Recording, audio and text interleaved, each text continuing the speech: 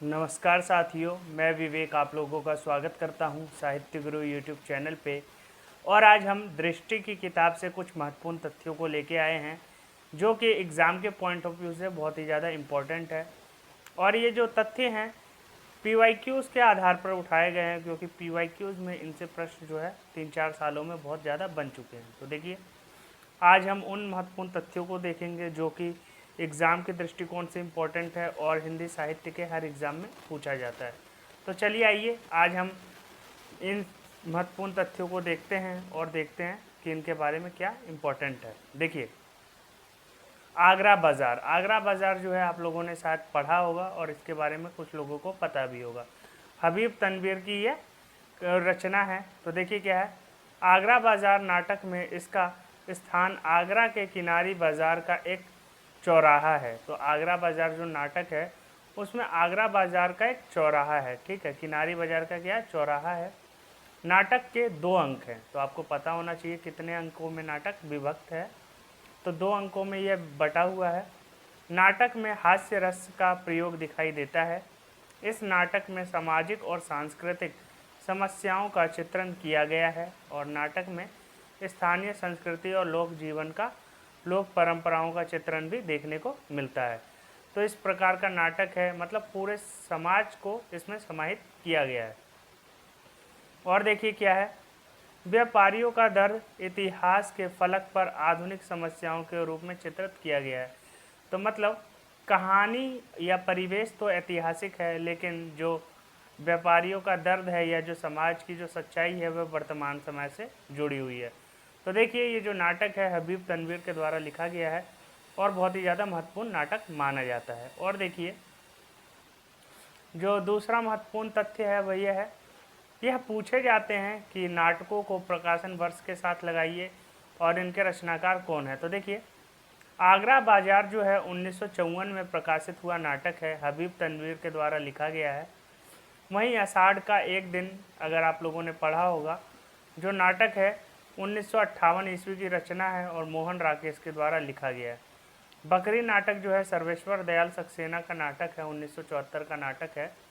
और माधवी 1985 ईस्वी की भीष्म साहनी के द्वारा लिखा गया नाटक है।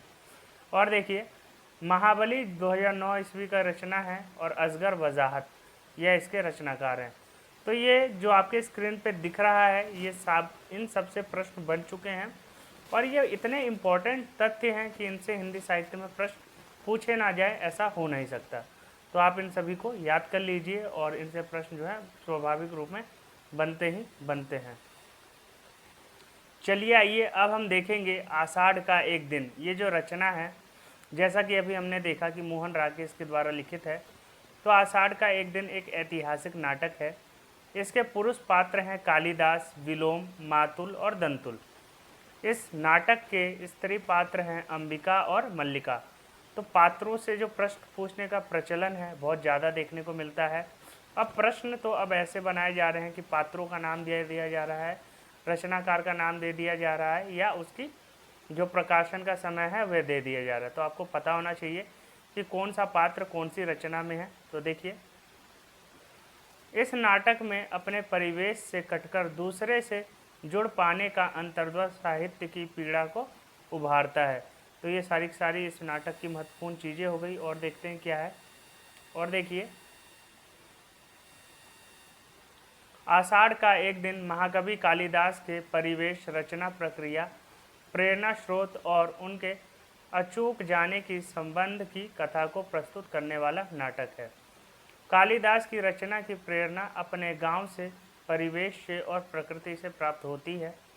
इस प्रेरणा का सबसे प्रभावी स्रोत है मल्लिका, किंतु राज आश्रय प्राप्त होने पर कालिदास अपने परिवेश से उखड़ गया। देखिए क्या है, आप लोगों ने अगर इस नाटक को पढ़ा होगा तो आपको इस नाटक की कहानी जो है पता होगा और पता भी होनी चाहिए, क्योंकि बहुत ही महत्वपूर्ण नाटक है, क्योंकि कालिदास से जुड़ा हुआ है और मोहन राकेश के द्वारा लिखा गया है। इसमें आधुनिक भावबोधों को समाहित किया गया है, जो कि एक कवि जो है, एक कवि के बारे में बताया गया कि वो किस प्रकार से समाज से कट जाता है, क्योंकि उसको अपनी रचनाओं को करने के लिए जो समय चाहिए, जो चीज़ें चाहिए, मतलब वह समाज में रहकर वह सारी उस प्रकार की रचनाएं नहीं कर सकता तो वो एक तरह से समाज से कट जाता है। तो वही इस रचना में एक रचनाकार के बारे में व्यक्त किया गया है। और देखिए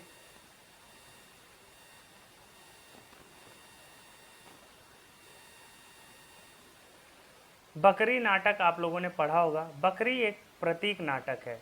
बकरी जो है गरीब जनता का प्रतीक है और इसमें बताया गया है कि जो जनता है उसको कैसे मूर्ख बनाया जाता है राजनेताओं के द्वारा, और जो जनता है उसको किस प्रकार से मतलब उसका जो है शोषण किया जाता है। देखिए इसके भी 2 अंक हैं, इसमें 6 दृश्य हैं, प्रत्येक अंत में 3-3 दृश्य हैं। इस नाटक की शैली प्रतीकात्मक और व्यंग्यात्मक है। व्यंग किया गया है बकरी नाटक के माध्यम से समाज पर।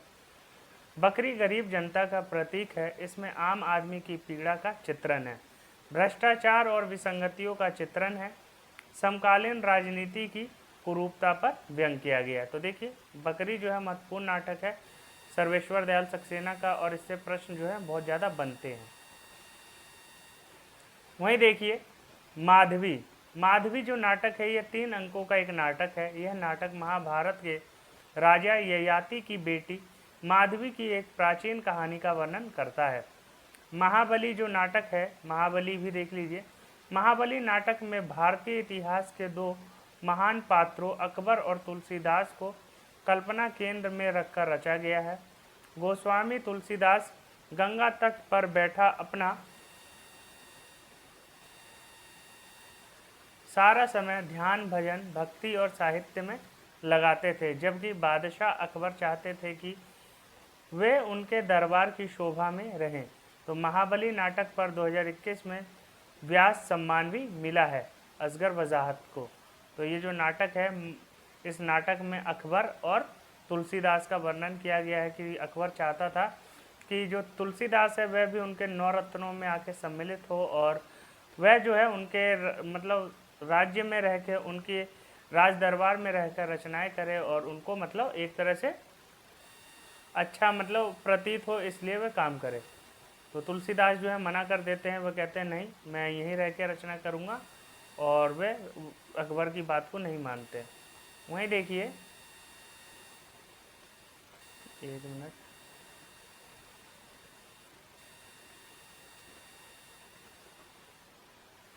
देखिए विद्यापति से संबंधित कुछ महत्वपूर्ण तथ्य, इनसे प्रश्न पूछा जाता है। आदिकाल के प्रमुख कवि हैं। 1350 में इनका जन्म हुआ, 1450 में इनका निधन हो गया।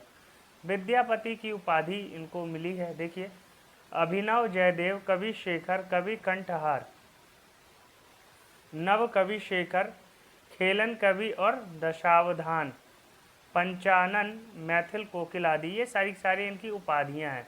मतलब विद्यापति तो इनका नाम है, लेकिन इनकी उपाधियां इतनी सारी है कि मतलब इनके नाम से ज़्यादा तो इनकी उपाधियां हैं। तो इन उपाधियों को आप ध्यान रखिएगा, क्योंकि कभी कभी नाम ना दे करके ऑप्शन में पूछ लिया जाता है कि ये किस कवि को उपाधि दी गई है। तो इनसे प्रश्न जो है स्वाभाविक बनते ही बनते हैं। तो आप इनको ध्यान में रखिए और इनकी उपाधियों को भी। चलिए आइए अब हम इनकी कुछ महत्वपूर्ण रचनाओं को देख लेते हैं जिनसे प्रश्न पूछे जाते हैं।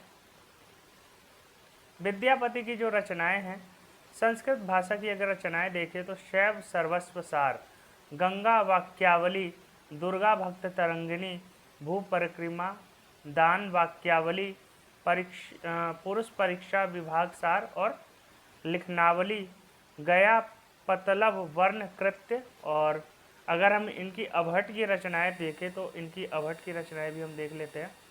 अभट्ट की रचनाएं जो इनकी है, कीर्तिलता, इसमें कीर्ति सिंह की वीरता का वर्णन है। कीर्ति पताका, शिव सिंह की वीरता और उदारता का चित्रण है। मैथिली भाषा की अगर हम इनकी रचनाएं देखें, जैसा कि इनको हम मैथिल कोकिल के नाम से भी जानते हैं, तो ये बिहार के थे और मिथिला क्षेत्र के थे। तो देखिए विद्यापति की पदावली, गोरक्ष विजय नाटक और गोरक्ष विजय का गद्य भाग संस्कृत में तथा गद्य भाग पद्य भाग मैथिल में है। तो ये जो है गोरक्ष विजय पूछा जाता है और बहुत ज़्यादा इम्पोर्टेंट है, तो पता होना चाहिए आपको कि ये विद्यापति की रचना है। और वहीं देखिए सूरदास, सूरदास के बारे में भी जान देते हैं। सूरदास का जन्म 1478 में हुआ, 1583 में इनका निधन हुआ। ये प्रारंभ में दास्य एवं विनय भाव पद्धति से लेखन कार्य करते थे, परंतु बाद में गुरु वल्लभाचार्य की आज्ञा पर इन्होंने साख्य, वात्सल्य, माधुर्य भाव की पद्धति को अपनाया। आपको पता होगा कि सबसे ज़्यादा इनकी जो रचनाएं जो प्रमुख को महत्वपूर्ण है वह वात्सल्य भाव की रचना है। मतलब इन्होंने कृष्ण के बचपन का इतना सुंदर चित्रण किया है, उनके अंदर जो एक माँ का हृदय लेकर के उन्होंने इतने प्यार से, मतलब इतने प्यारा वर्णन किया है श्री कृष्ण का कि मतलब अद्भुत लगता है कि मतलब एक रचनाकार इस तरह भी सोच सकता है। तो ये सारी चीज़ें हमें देखने को मिलती है। और देखिए सूरदास की प्रमुख रचनाएं भी देख लेते हैं। सूरदास की प्रमुख रचनाएं हैं सूरसागर, यह इनकी सर्वश्रेष्ठ कृति मानी जाती है। तो सूरसागर जो है पूछा जाता है किसकी रचना है, तो देखिए सूरसागर जो है सूरदास की रचना है। इसका मुख्य आधार स्रोत श्रीमद् भागवत पुराण के 10वें स्कंद का 46वां और 47वां अध्याय है। तो देखिए ये भी पूछा जाता है कि ये किस में से लिया गया है, तो श्रीमद् भागवत पुराण से लिया गया है। कौन से स्कंद से लिया गया है, तो 10वां स्कंद है। और इसका अध्याय कौन सा है, 46वां और 47वां। वहीं देखिए भागवत पुराण की तरह इसका विभाजन भी 12 स्कंदों में किया गया है। इसके 10वें स्कंद में सर्वाधिक पद भ्रमर गीत के हैं। और भ्रमर गीत आपको पता ही है कि भ्रमर गीत जो है उद्धव को मतलब समर्पित है। उद्धव जो है इसमें भ्रमर के रूप में, प्रतीक के रूप में दिखाए गए हैं। साहित्य लहरी की बात करें तो यह इनका गीतिपरक काव्य है। इसमें दृष्ट कूट पदों में राधा कृष्ण की लीलाओं का वर्णन है और अलंकार निरूपण है। एक मिनट मैं कुछ चेक कर लेता हूँ। ठीक है।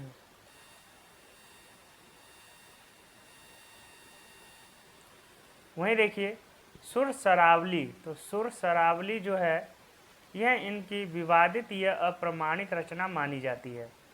बिहारी की अगर हम बात करें तो 1595 में बिहारी का जन्म हुआ है, 1663 में इनका निधन हुआ है। और देखिए इनकी भाषा ब्रज है और शैली मुक्तक काव्य शैली है। बिहारी सतसई इनकी प्रमुख रचनाएं, जिसमें 713 दोहे हैं। और देखिए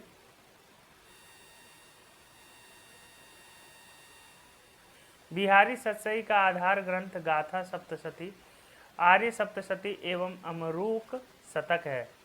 अगर घनानंद की बात करें तो घनानंद जो है रीतिमुक्त काव्य धारा के प्रमुख कवि माने जाते हैं। ब्रज भाषा का प्रवीण और प्रेम की यातना का कवि कहा जाता है इनको, घनानंद को। तो घनानंद जो है बहुत ही ज़्यादा महत्वपूर्ण हो जाते हैं और घनानंद से प्रश्न जो है बनते ही बनते हैं।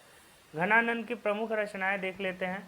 सुजान सागर, कृपाकांड, रस केली वल्लरी, विरह लीला, लोकसार, इश्क लता, सुजान हित प्रबंध और वियोग वेली। तो देखिए इनकी रचनाओं में जो सर्वाधिक नाम आता है वह सुजान का, क्योंकि इनकी प्रेमिका का नाम था सुजान। लेकिन सुजान जो थी वह इनसे प्रेम नहीं करती थी कि वह एक नर्तकी थी जो कि राज दरबार में नृत्य करती थी और विद्यापति उनसे बहुत ही ज़्यादा प्रेम, घनानंद उनसे बहुत ज़्यादा ही प्रेम करते थे, लेकिन वह इनसे प्रेम नहीं करती थी। तो ये आपको पता होना चाहिए कि सुजान कौन है। और देखिए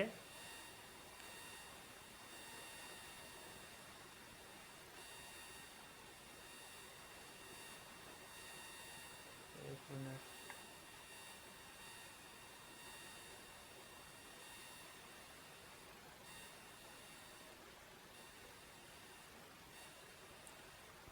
तो यही सारे के सारे प्रमुख तथ्य जो थे मुझे आपके साथ शेयर करने थे, क्योंकि इनसे प्रश्न जो हैं बहुत ज़्यादा पूछे जाते हैं। क्योंकि हम प्रमुख चीज़ों को छोड़ देते हैं, रिवीजन करते हैं, लेकिन हमसे इम्पोर्टेंट चीज़ें छूट जाती है।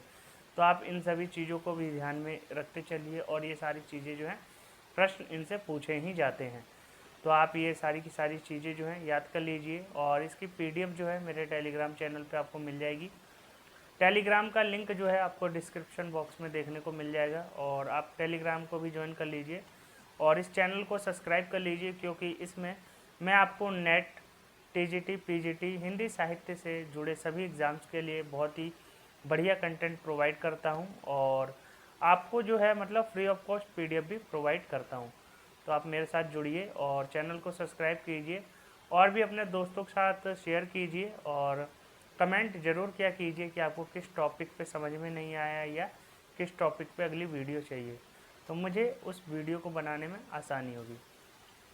तो आप लोगों का सहयोग बना रहे और चीज़ें जो हैं मैं और बेहतर करने की कोशिश करूँगा। तो आज के लिए इतना ही, धन्यवाद। फिर मिलते हैं कुछ नए इम्पोर्टेंट तथ्यों के साथ। जब तक के लिए आप लोग अपनी तैयारी में लगे रहिए और हिंदी साहित्य को पढ़ते रहिए। धन्यवाद।